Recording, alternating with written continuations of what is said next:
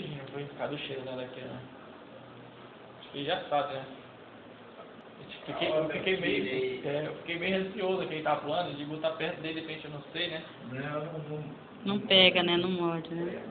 Viu como eu botei lá e veio, chegou. Olha que ele não estranha muito o senhor, Chão. Tá bom. Quando chegou lá no portão, não estranhou muito, não. Ele late. Porque ele late, né? Eu cheguei de manhã cedo lá que eu estava dormindo.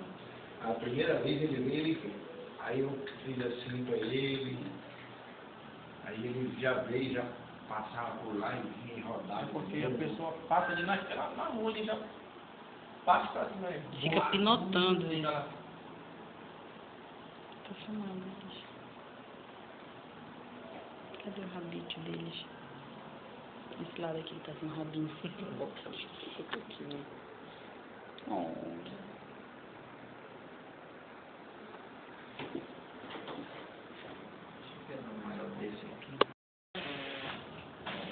Eu falei pro Alberto hoje lá pra ele arrumar lá, você tem o sinal lá, ali atrás dessa placa.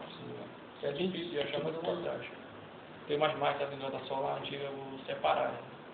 Nem vende lá pra mim. O computador cobrando, porque era dela o computador.